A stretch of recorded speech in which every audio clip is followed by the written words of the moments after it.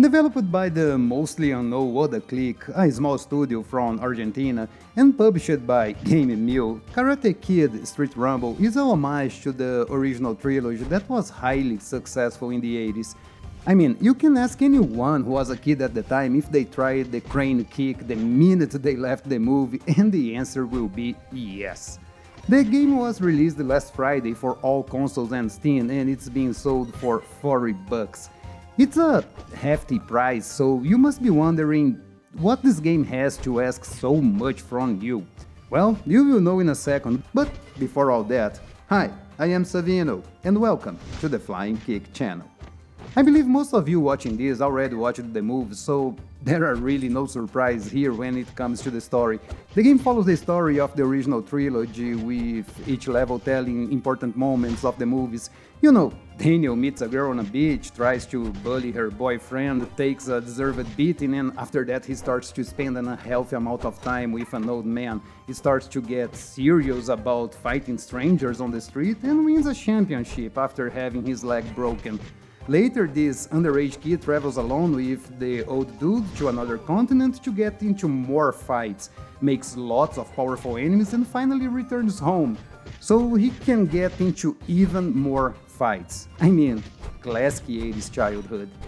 If you never watched the movies, the story here is a bit nonsensical. Since the story is presented in small cutscenes before each level, there is almost no context about who these people are or why they are fighting these other people. And the cutscenes are rough. There's no gentle way to put it. Look at this. I mean, it's look kind of bad, which is a shame because it gives you the wrong impression about what you see after that. While the cutscenes look, well, like this, as soon as you enter the game, you will have a surprise. Karate Kid is a beautiful game. I mean, it's nothing special, especially nowadays where we have so many gorgeous pixel art around, but it's at least somewhat well made. I say somewhat because all these backgrounds are dead, at least most of them are. Nothing is happening here, no movements, no tree swings on the wind, and in most places there's no one else aside from you and your enemies. It feels a little unfinished. You will get some levels where the palm trees are moving left and right, but these are not common. For the majority of the time, you will be seeing only static backgrounds. The colors in the backgrounds are a little too desaturated for my taste. Yeah, it's a common practice to keep the characters highlighted, but here they went a bit too far with that in my opinion. The characters look awesome and very colorful. I don't believe making the backgrounds more vivid would make them hard to see. Actually, thanks to the good animations, you won't be losing your character easily here. Your characters have a lot of personality and their colorful powers will make it super easy to spot them in a crowd.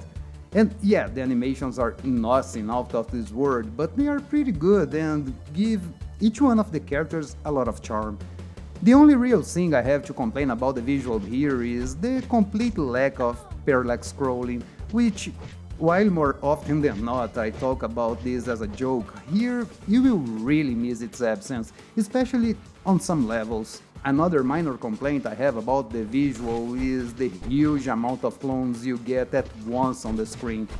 There are a ton of enemies in this game, especially if you consider that each level has a unique set of enemies, but the variety per level is not that big, so you will end up seeing tons and tons of clone armies that can hurt the visuals a little bit. Overall, I think this game looks a lot like Shredder's Revenge, but of course the budget here was smaller, which makes the visuals less impactful. There is good stuff to look at here, but there's nothing you haven't seen before. Now, one thing that you never saw before is a mosquito playing a kazoo. Yeah, that was my first impression when listening to the tunes of this game, that there was a mosquito in my room and it was playing a kazoo like a boss.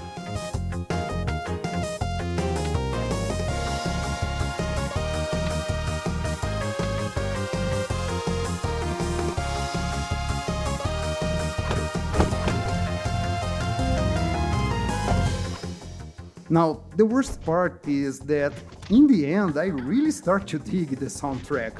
I mean, I'm not saying the soundtrack here is something I will listen to while taking the kids from school, but it worked pretty well here.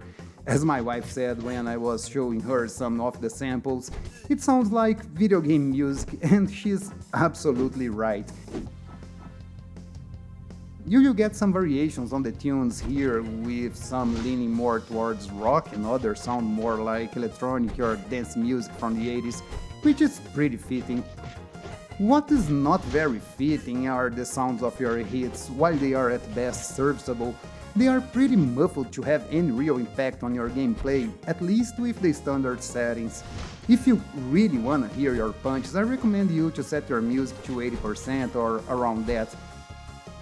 I mean, your mileage may vary, but I'm playing on my Switch hooked to my TV, which has a good pair of speakers, but nothing groundbreaking.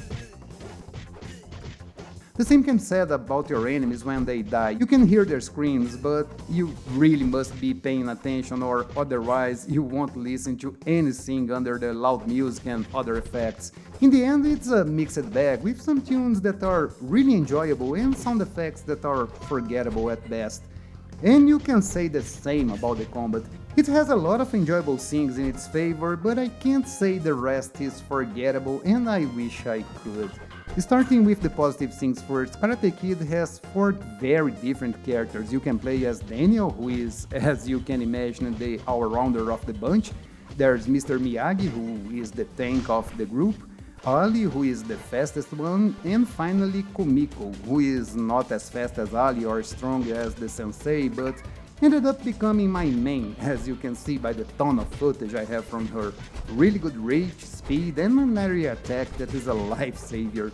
Each one of the characters has a different set of combos that are triggered by button combinations, all of them nicely detailed on the pause menu, and you can unleash them by mixing both your weak and strong attack as well as your special. It's a simple but very effective set of combos that will be useful in many different situations. You will soon learn how to make them more effective mixing other moves in these combos, and will be crushing bullies all over the world. Well, the US and Japan, but you know what I meant. Besides the weak and strong attack, you also have a jump with the respective attacks, you have a dodge, which is especially useful against bosses, and your special, as I mentioned. What I didn't mention is that you can have up to 4 different specials, which is pretty cool, and you can trigger them by combining the special button and a direction, and these specials are pretty useful and you will be using them a lot. Well, unless you prefer to have extra protection instead. You see, here's is where I think lies one of the most interesting mechanics in the game. While it's not exactly perfect, it's a pretty cool idea that I would love to see explored on other games.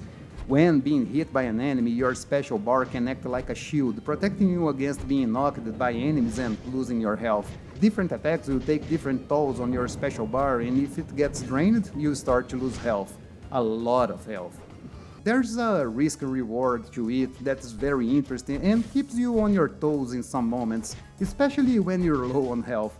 The problem with this mechanic in this game is that they went a little overboard with it, and in the end, you're almost worthless without your shield.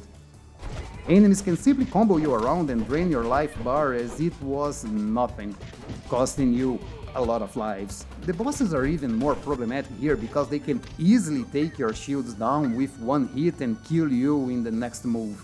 And that's not the only problem with the bosses. If there's one thing that I don't like is when bosses are unknockable, but here they are not only unknockable, but they also have 0 hit stun.